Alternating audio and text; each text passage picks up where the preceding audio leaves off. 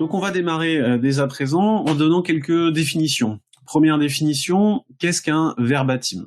C'est écrit directement, mais je vais le lire avec vous. C'est un compte-rendu écrit fournissant le mot à mot d'une déclaration ou d'un discours. C'est ça la base du verbatim. Dans le monde, pour nous, de l'expérience client et des enquêtes, le verbatim, c'est constitué de l'ensemble des mots et des phrases employées par une population lors d'une enquête ou lorsque les individus s'adressent spontanément à une marque, donc via les réseaux sociaux, les sites d'avis clients, etc. Donc tout ce qui est du contenu plutôt d'ordre public. Autre définition, qu'est-ce que la sémantique? L'analyse sémantique d'un message est la phase de son analyse qui établit la signification en utilisant le sens des éléments du texte par opposition aux analyses lexicales ou grammaticales qui décomposent le message à l'aide d'un lexique ou d'une grammaire, comme le nom l'indique. Donc ça va nous permettre de bien faire la différence. Et pour vous donner quelques éléments un peu plus étayés sur ce sujet-là, c'est la façon d'exploiter en fait les verbatims. On a plusieurs façons de faire. Il y a tout d'abord l'analyse manuelle, qui, comme son nom l'indique, est complètement manuelle. Donc il s'agit ici de lire un ensemble de verbatim et puis d'essayer de se débrouiller dans Excel, grosso modo, pour le faire très simple. On a ensuite l'analyse lexicale, notamment avec de l'analyse de mots-clés, où là, on va avoir un comptage de mots et d'occurrences pour faire des mots, vous savez, qui grossissent, qui grandissent en fonction de ces sujets-là. On aura ensuite un petit peu les analyses qui peuvent se baser aussi sur des lexiques, sur des grammaires, sur des choses un petit peu plus spécifiques. Mais le grand point sur l'analyse en fait sémantique, c'est que dès qu'on va rentrer sur le sens, sur la signification, on va rentrer sur de l'analyse sémantique. Il y a d'abord un premier niveau, qui est l'analyse des positifs et des négatifs, donc ce qu'on appelle la couleur des mots-clés, pour savoir si tel mot il est positif ou négatif. Pour ça, il va falloir être capable d'analyser le sens et le contenu de ce qu'il y a autour du mot, c'est-à-dire son contexte. On aura également l'analyse sémantique dite plus complexe, avec tout ce qui est le retour sur les émotions. Donc c'est l'analyse des sentiments, l'analyse des émotions, on va donner beaucoup de détails là-dessus. Et puis englobant tout ça, on a des outils, des produits qui peuvent aller sur des niveaux, ce qu'on appelle l'intelligence linguistique. Alors je regarde également un petit peu le chat, tout à l'heure de fonctionner correctement. Donc, petit élément en plus, comme on nous pose souvent la question, vous recevrez tous le contenu du webinaire, donc le document, mais je l'envoie après, généralement directement. Comme ça, en plus, vous aurez mes coordonnées directes. Et puis, si vous voulez poser des questions, vous n'hésitez pas à les poser au fur et à mesure. On continue. On a un petit peu, très souvent, on nous a posé la question de quand pratiquer l'analyse sémantique, à partir de combien de verbatim doit-on choisir aussi d'automatiser un processus. C'est une question qui est assez difficile à dire, parce que ça dépend beaucoup des contextes, évidemment. Faut d'abord voir le cadre à projet, mais très concrètement, c'est vrai aussi que le volume est important. Si par exemple, vous avez 10 verbatim par mois et qu'à la fin de l'année, vous avez 200 verbatim, faites-le manuellement avec un fichier Excel, lisez-les tous parce que du coup pour trouver la pépite à l'intérieur, c'est ce qu'il faut faire. Par contre, en effet, dès que vous passez sur de la centaine par mois, du millier par mois, de centaines de milliers par mois, très souvent il va vous falloir automatiser votre processus et notamment quand vous allez rentrer sur des notions potentiellement de big data, là l'humain ne sera plus capable du tout de traiter ces informations-là. Il y a un autre facteur qui est important aussi à prendre en considération, c'est est-ce que vous faites des enquêtes ponctuelles, une fois à l'année, ou est-ce que vous faites de l'écoute à chaud, ou vous avez besoin sur des sites d'avis clients, par exemple, et donc vous avez des contenus de verbatim qui arrivent au quotidien. Si vous avez des contenus verbatim qui vous arrivent au quotidien, très souvent, il vaut mieux être capable d'automatiser le processus, parce qu'on sait comment ça se passe quand ça se base sur un humain. L'humain peut ne pas être là, peut être disponible, pas disponible, peut être en congé, par exemple, comme une période actuelle. Il peut y avoir différentes possibilités qui font que ça va pas se faire. Et ça va pas se faire une fois, deux fois, et au bout de la troisième fois, ça ne se fera plus du tout. Et donc, on oubliera d'écouter les verbatim de nos clients, de nos collaborateurs. Donc ça, c'est très important. C'est vraiment la notion de est-ce que vous faites du en continu ou pas. C'est un point très important. Autre élément, pourquoi un traitement automatisé de vos verbatims? Alors il y a pas de faute à verbatim, hein, si jamais certains se posent la question, c'est que c'est un mot latin, donc qui du coup ne s'accorde pas a priori. Mais bon, vous le verrez des fois avec un S, des fois sans S sur les sites internet, ça va dépendre. Donc plusieurs points, c'est que tout d'abord le volume de données de type verbatim explose ces dernières années. Les internautes s'expriment de plus en plus de façon ouverte sur leurs expériences clients, que ce soit sur les sites d'avis clients, dans les enquêtes, sur les réseaux sociaux. Vous n'avez pas tellement le choix en fait si vous avez des grands volumes de données. Donc quand je dis grand volume de données, c'est tout simplement des milliers par mois, ça peut suffire pour devenir complètement intraitable. Si vous voulez justement réussir à trouver le verbatim ou les quelques verbatims qui vont vous permettre d'activer des choses chez vous en interne. Et le dernier point, c'est que sur des volumes importants des données, la machine ira beaucoup plus loin que n'importe quel humain ou association d'humains. Ça, c'est aussi très important. On pourrait avoir tendance à se dire, du coup, j'ai 100 verbatims à traiter par mois, je vais mettre 4 personnes pour les traiter, ils en auront 25 chacun. C'est une fausse bonne idée, puisque moi, par exemple, qu'une personne qui va me dire « je suis très satisfaite », je vais dire ça vaut 9 sur 10 par exemple si je dois le recoder quelque part d'une façon ou d'une autre, et puis d'autres personnes vont mettre non, c'est mieux parce qu'elle est très satisfaite, ou alors je suis plus que satisfaite, et moi je vais dire ça vaut 12 sur 10. Au contraire, d'autres personnes diront ça vaut 8 sur 10. Chaque humain va avoir sa sensibilité propre et va du coup pas traiter le verbatim de la même façon. Donc associer un groupe de personnes humaines pour traiter des grands volumes de données, c'est très souvent une mauvaise idée pour le coup. Autre point aussi qui est intéressant, c'est à quoi est-ce qu'on peut appliquer l'analyse sémantique. Il y a deux grands thèmes. Il y a tout d'abord tout ce qui est lié à l'irréputation, c'est-à-dire de l'information qui est publique, donc disponible pour tous. Et ça concerne les posts, les commentaires sur les réseaux sociaux, mais également les sites d'avis clients. Et il y a ensuite tout ce qu'on appelle l'information interne. Ce sont les retours sur les questions ouvertes dans les enquêtes de satisfaction et l'analyse des réclamations et des incidents. Sur tous ces éléments-là, qu'ils soient privés ou publics finalement, on peut appliquer de l'analyse sémantique. Et on peut même l'appliquer parfois de façon complètement conjointe si les sujets sont également eux aussi conjoints. On va maintenant un petit peu aller dans le détail. Quelles sont les fonctions justement de ce que l'on appelle l'intelligence linguistique? Les premières fonctions, ça va être le nuage des tonalités. Là encore, vous allez voir, je vais descendre à chaque fois dans le détail sur chacun de ces points. Deuxième notion, c'est la couleur d'un verbatim. Troisième notion, c'est l'analyse des émotions. Quatrième notion, c'est le sentiment checker. Et lié à tout ça, il y a la capacité forte, justement, dès qu'on a des outils, d'appliquer des filtres d'analyse. Par exemple, je ne veux voir les verbatims positifs que des gens qui m'ont mis un Net Promoter Score inférieur à 6.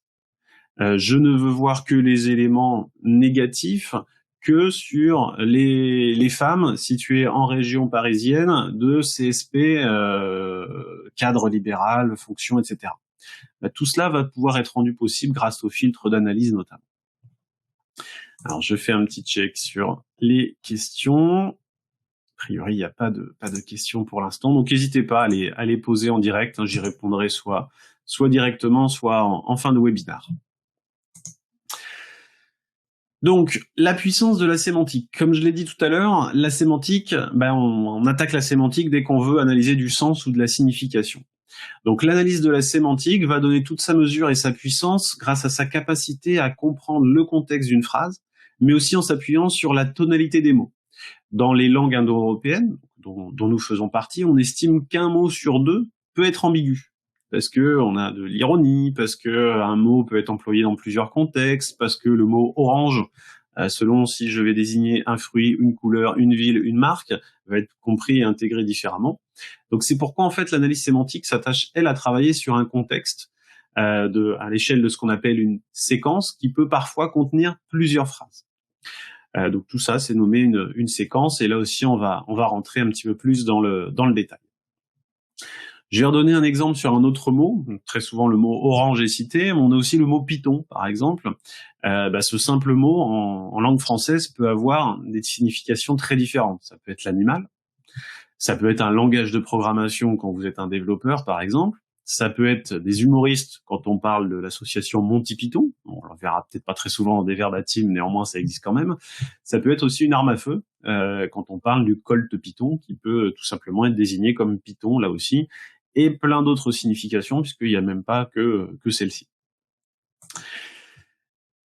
On va maintenant voir justement en quoi l'analyse sémantique va pouvoir vous aider sur les différentes étapes de vos parcours, de vos analyses. On a le nuage de mots, qui peut être un calcul de simple occurrence, mais on a aussi ce qu'on appelle les nuages de tonalité, qui vont déjà apporter un niveau supérieur par rapport au nuage de mots. Le nuage de tonalité, c'est un nuage de mots-clés qui va permettre de retrouver les verbatims les plus fréquents dans le corpus. Il est différent du simple nuage de mots-clés tel que décrit précédemment, car ici, tous les éléments du nuage vont être porteurs d'une tonalité, qu'elle soit positive ou négative. Il s'agit donc là déjà d'analyse sémantique. On peut donc cliquer ainsi sur le nuage de tonalité, comme c'est le cas sur l'exemple que vous voyez ici. Par exemple, j'ai cliqué ici sur le mot « écoute », et en dessous de ça, automatiquement, on va pouvoir visualiser tout ce qui parle de l'écoute. Écoute efficace, conseil, satisfait des prestations, accessibilité, écoute, autonomie, préactivité, etc., proactivité, etc. Donc on a toute une série de mots comme ça qui vont découler et qui vont être catégorisés, comme vous le voyez, en vert, en rouge, en bleu, avec différentes couleurs, selon ce que l'on veut montrer là-dessus. Donc il y a déjà un travail sur les positifs et les négatifs, donc les tonalités, qui est déjà fait. On va aller un petit peu plus dans le détail sur la couleur du verbatim. C'est l'une des grandes forces de l'intelligence linguistique, c'est qu'on peut comprendre la couleur du verbatim grâce à l'analyse du contexte de la phrase, grâce aussi à l'affect exprimé dans le verbatim. Donc là, ici, par exemple, on va avoir les mots professionnalisme, rapidité, écoute, réactivité. Bien là, ici, on va comprendre très facilement que tous ces mots-là sont positifs, et donc on va pouvoir les colorier automatiquement en vert pour aider visuellement la personne qui va lire le tableau de bord à savoir de quoi il s'agit. Celui du dessous, rapidité, efficacité, convivialité, écoute, pareil, on a une suite de mots, tous positifs, donc du coup, on va tous pouvoir les catégoriser comme ceci. Et puis celui d'en dessous, lui, il est intéressant, je pourrais changer d'avis lorsque j'aurai résolu mon problème. Le mot problème peut être à différentes sauces selon ce qu'il y a autour. J'ai résolu mon problème. Mais là, on a quand j'aurai résolu, enfin lorsque j'aurai résolu mon problème. C'est-à-dire que là, à date, le problème n'est pas résolu. Donc le mot problème va être affiché en rouge directement. Et ça va vous permettre, vous aussi, personne qui allez lire ce type de tableau de bord, à pouvoir avoir le bon focus sur les bons mots, les bons verbatims, les bonnes tonalités. Donc ça, c'est l'une des premières forces et l'une des premières puissances, évidemment, de l'intelligence linguistique. On va aller sur la suite, qui là aussi est très intéressante, c'est l'analyse des émotions. L'analyse des émotions, ça donne un degré encore plus important, un niveau supérieur là aussi. Il existe une infinité de combinaisons de mots, notamment en langue française, c'est très riche là-dessus, pour exprimer une même idée. Un nuage d'émotions lui va permettre de regrouper les verbatims sémantiquement proches au sein de grandes catégories que l'on aura définies avec vous, ensemble, par vous-même, pour visualiser d'un coup d'œil l'ensemble des verbatims qui se rapprochent d'une catégorie, tout en évitant aussi les répétitions qui peuvent être le cas dans les nuages de mots-clés ou dans les nuages de tonalité, puisque là, on va s'attacher encore plus à analyser le sens des choses. Si le nuage de tonalité, par exemple, il offre un premier niveau d'analyse qui affiche les éléments de texte en ayant un marquage positif et négatif, le nuage des émotions lui représente un second niveau, comme on l'a vu dans le premier schéma avec les vagues. Par exemple, l'évocation de délai d'attente, de temps perdu, ou d'expressions propres à la lenteur, comme par exemple le service était pas assez rapide. Tout ça, on va le catégoriser et ça viendra rentrer dans le mot et dans l'expression et dans l'émotion lenteur, ici directement. De même, si les gens nous disent les verbatims « trop de questions, c'est compliqué, c'est pas si simple d'avoir une réponse chez vous », tout ça, on va pouvoir le faire rentrer du coup dans l'émotion complexité. On va encore avoir des émotions qui plaisent très souvent aux décideurs, liées à ce qu'on appelle l'attrition, ou le churn, ou le risque de résiliation.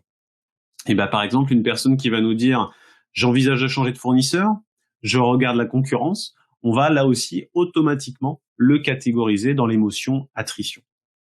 L'idée ici étant, c'est que l'on va pouvoir cliquer sur l'émotion qui nous intéresse, et on verra tous les verbatims qui sont reliés à cette émotion-là, pour les réanalyser, pour en refaire un travail si on veut dessus directement. Alors, je fais un petit point si on a des questions. Alors, quel outil utilisez-vous pour ce nuage de mots? C'est les outils de Vocasa, hein, tout simplement. Le logiciel Tropes apporte-t-il quelque chose d'intéressant pour une petite PME? Je ne connais pas du tout ce logiciel, Maurice, je suis désolé. Est-ce que pour une analyse profonde du verbatim, devrons-nous engager un spécialiste? Pas forcément, parce que très souvent les spécialistes sont aussi chez les fournisseurs. L'idée d'un fournisseur comme Vocasa, c'est de vous fournir aussi des spécialistes, des linguistes, qui vont pouvoir permettre de vous faire creuser les bonnes informations, ou de vous aider à les creuser, ou alors de vous les livrer directement toutes creusées. Donc ça, c'est au niveau que vous choisirez. Utilisez-vous des dictionnaires, par exemple, pour distinguer tout ce qui est positif de tout ce qui est négatif? Oui, mais pas seulement. Il y a aussi et surtout le contexte qui va être utile là-dessus. Voilà, donc j'ai dû répondre aux quelques questions qui avaient été posées. N'hésitez pas à les poser en direct, hein, je ferai des petits stops de temps en temps pour pouvoir vous y répondre. On va aller maintenant sur une autre notion, une double notion d'éléments positifs, et donc de taux d'éléments positifs, et de sentiment de checker, qui, comme on va le voir, est un score.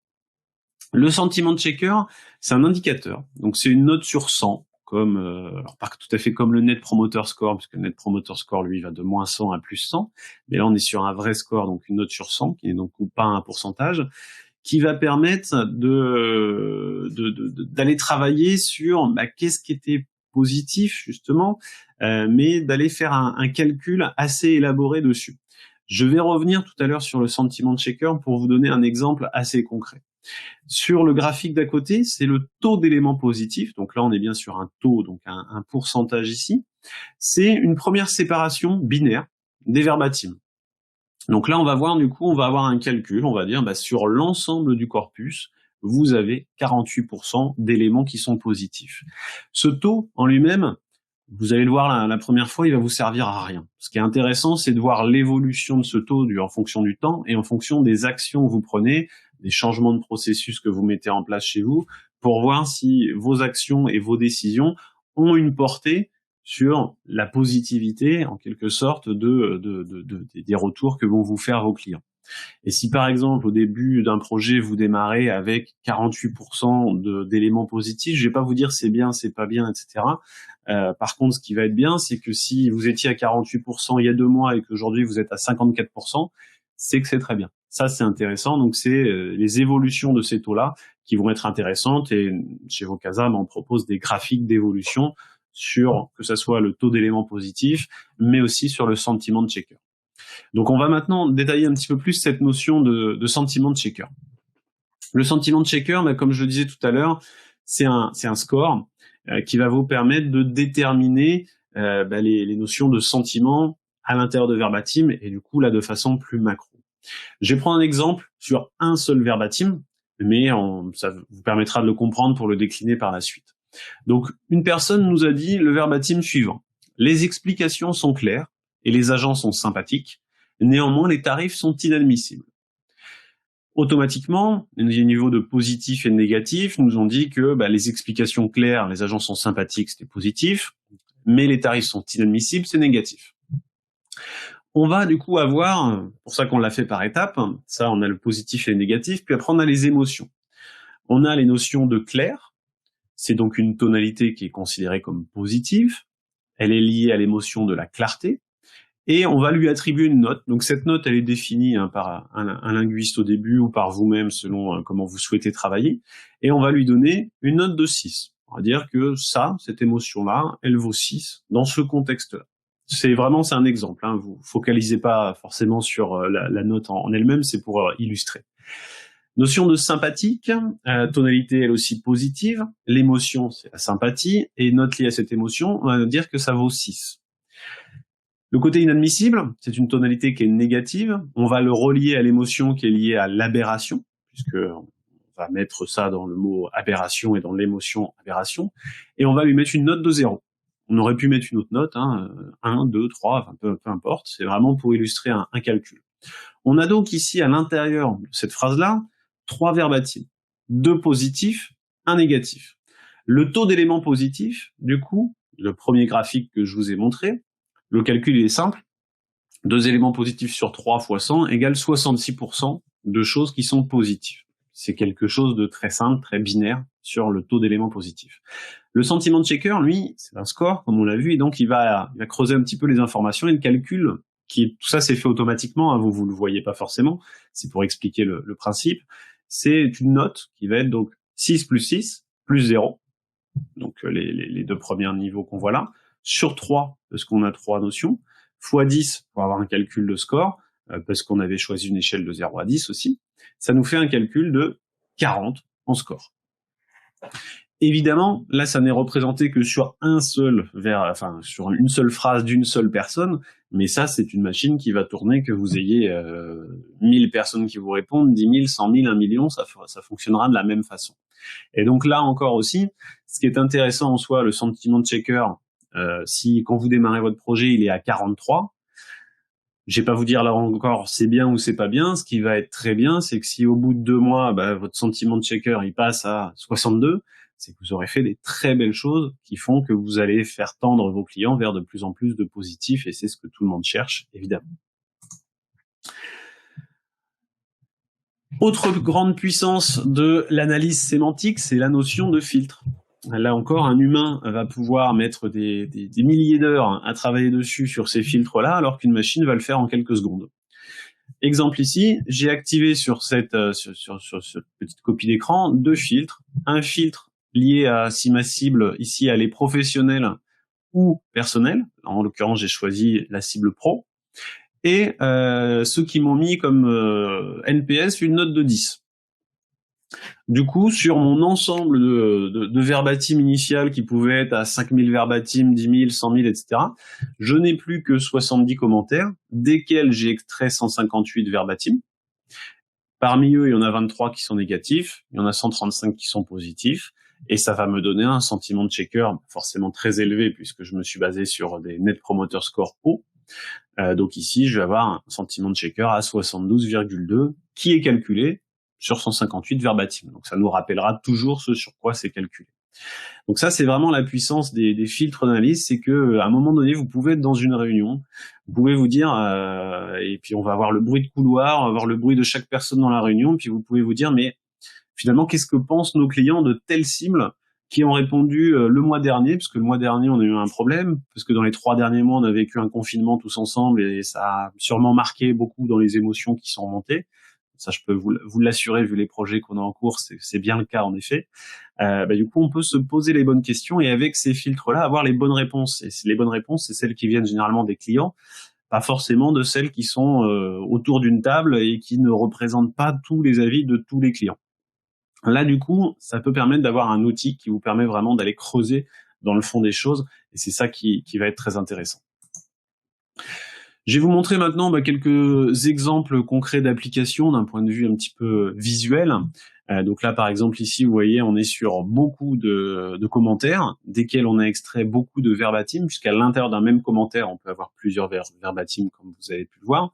Donc on est capable, notamment avec ces solutions-là, de travailler sur des grands volumes de données. Ici, en l'occurrence, 1 578 000 verbatim. On aura, comme vous l'aviez vu tout à l'heure, le sentiment de checker filtré, le taux d'éléments positifs, les filtres possibles que l'on peut avoir par rapport à des dates, par rapport à des cibles, par rapport à plein de choses évidemment. Et on peut avoir également ce genre de graphique-là, ce qu'on appelle des graphiques de compartimentage, où on va avoir par exemple ici, on est sur des verbatim dans le secteur du camping, non, de la banque, si je dis pas de bêtises. Et donc du coup ici, on va pouvoir voir que dans ce secteur-là, il y a des choses qui se passent bien, et des choses qui se passent moins bien. Par exemple, l'accueil, le service, ce sont des choses qui se passent très bien. Par contre, la souscription, les produits, les opérations bancaires, etc., sont des choses qui se passent moins bien. Et donc du coup, je peux comme ça zoomer à l'intérieur de la data et aller chercher l'information qui m'intéresse pour prendre la bonne décision.